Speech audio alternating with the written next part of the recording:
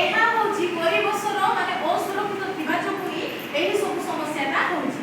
तो आमे गोटे मनुष्य हिसाब रे ए मानव जाति